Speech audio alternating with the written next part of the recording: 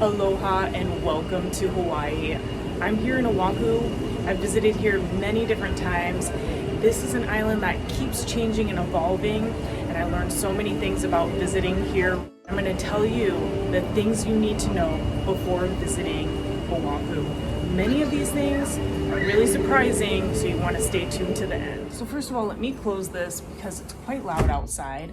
I'm staying here in Waikiki, which is the center of all of the action, and I'm staying here in December. And the reason for that is because I got an amazing rate on Hawaiian Airlines. My flight round trip from San Diego was roughly $233.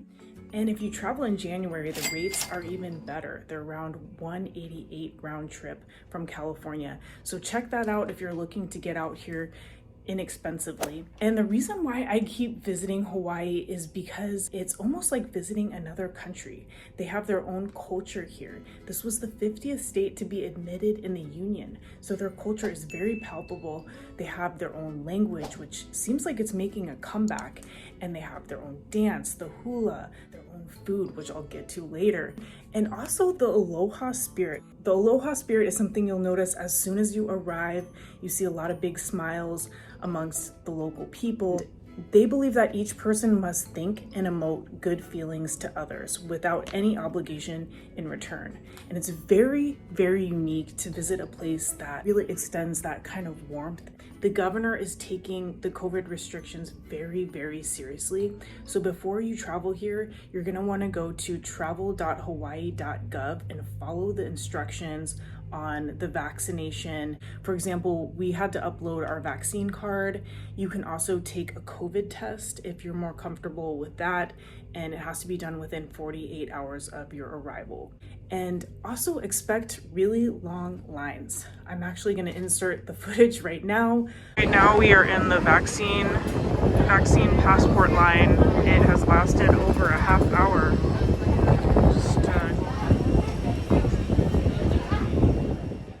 We just finished with our vaccine passport here in Hawaii. The line took about an hour and a half. And we uploaded our vaccine card to their government website, and it printed out a QR code, and they scanned it, and that was it. When you land, expect long lines, and if you didn't get a line when you landed, consider yourself lucky. There were 5 other planes that landed the same time as ours, and we just waited in line for a really long time just to scan a QR code. They're very strict about masks. And when you enter a restaurant, a lot of times you'll be asked to present your vaccine card. So all the stores are locked and you gotta be buzzed in to shop. You'll be asked to take your temperature. So it really depends on the establishment, and it's not very consistent as of right now. Another thing to note is Hawaii is known for its very changeable weather. So I'm here in December, and as you can see, it's sunny outside right now, but it rains off and on. And the week before we traveled here, there was actually a cyclone and snow in Hilo, which made the national news. I mean, it was pretty crazy. So if you're traveling here and it ends up raining out on you, there's a number of things that you can do. You can stay in your hotel room, or if you're in Oahu, you can check out a number of really cool museums. My favorite is the Pearl Harbor Museum and exhibit. I learned things about World War II that I never learned about in school, stories of the local Japanese people and what it was like to live here during that time. And it's very interesting, very touching. So if you're interested in Hawaiian history or World War II history, you will really, really enjoy that museum. Some other museums that are really cool are the Leolani Palace, where you can learn about the Hawaiian royalty, and that's really cool to visit because they actually had a king and a queen here, King Kamehameha, and you can learn about him and what it was like to hand over the royal throne and transition to statehood. At the Bishop Museum, there's also the Honolulu Museum of Art. There's an aquarium here, so you can check those things out if it does end up raining on your trip. I touched upon this briefly, but one of my favorite reasons for coming to Hawaii is the food and drink. It's very unique here. One of my favorites is the Kona coffee. You can buy this almost everywhere, including the ABC store, and make sure it says 100% Kona coffee. This is grown and produced on the island of Hawaii, the big island. And it's up in the mountains, and they produce kind of like this chocolatey aftertaste to the coffee that's really unique. This is expensive though. This will run you about $25 to $35 depending on the size and the quality. You'll notice a lot of really good Japanese food here. The culture kind of blends Japanese, Chinese, Filipino, and local Hawaiian food all together. So you'll notice really cool blend. I've noticed some of the best Japanese food that I've had outside of Japan. I mean, homemade soba noodles, homemade ramen, and you'll also notice this that is almost on everything that you buy, especially if it's a rice dish. It's called Furikake. And this is on pretty much every type of rice dish or fish dish. You can add it to popcorn and other snacks.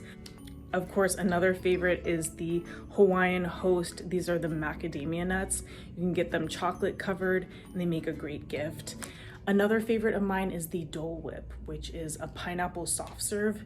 It's so good. You can also get poke bowls. They are found in a number of different locations here. Ask your Hawaiian friends where they go to get it because it's... And also, I really enjoyed these shrimp trucks, so be sure to check those out. They come in the shell, and a lot of times they're flavored with garlic and other spices. And of course, if you're here, you're gonna want to check out a luau because that's where you can try some of the most delicious traditional Hawaiian foods, including poi and Kualoa pig. Another thing that's really prevalent here in Hawaii is the ABC store. This is almost on every corner, sometimes multiple ones within a block of each other, and they're kind of like a 7-Eleven, but even better because you can buy gifts there, all kinds of Hawaiian gifts, beachwear, sunscreen, food. Now, as you can tell, I'm in Waikiki, and this is the most touristed part of Oahu. So if you want something a little more chill, stay away from the area near Duke's. That is definitely the most crowded that I've seen. Or better yet, head to the North Shore or some of the other parts of the island like Lanikai and get a homestay there or something, an Airbnb, and you'll get more of a traditional Hawaiian experience there. It's very much more laid back, more come as you are, and less touristed. So you can get a more natural vibe there. And if you are traveling to the North Shore, which I recommend you do, it's about 45 minutes from Waikiki, and I recommend you take a car and take the coastal route because that way you can stop off, you can go to some of the really delicious eateries along the way, stop off at the scenic viewpoints, and you can go to one of my favorite places, which is the Kualoa Ranch. This is a fun place to get out there and enjoy nature and have a very authentic and fun, adventurous Hawaiian holiday. You can go ATVing, you can ride horses, you can ride e-bikes like what we did, and it takes you through a number of movie sets that were filmed here, including Jurassic Park, Jumanji, and Godzilla. Now I'm going to take you on a quick tour of my hotel.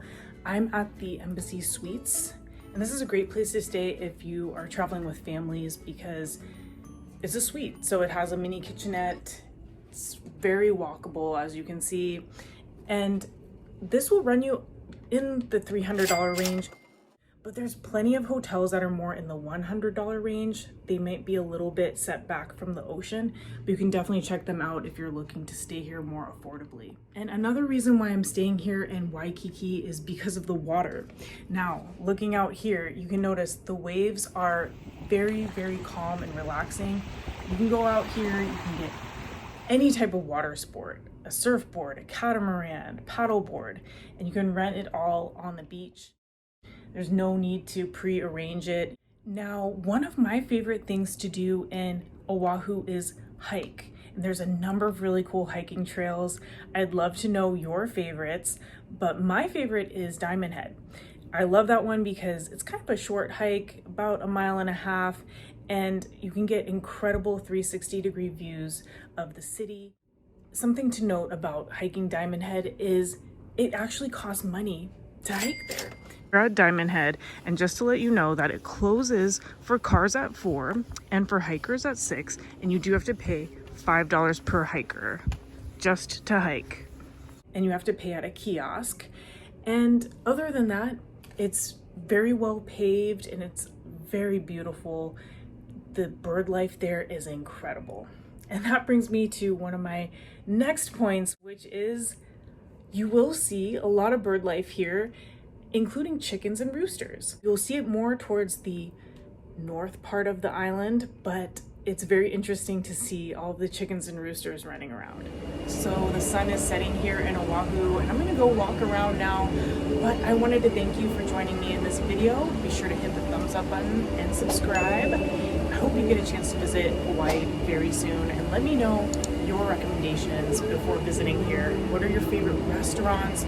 Shout out to some of the local places down below in the comments. And mahalo!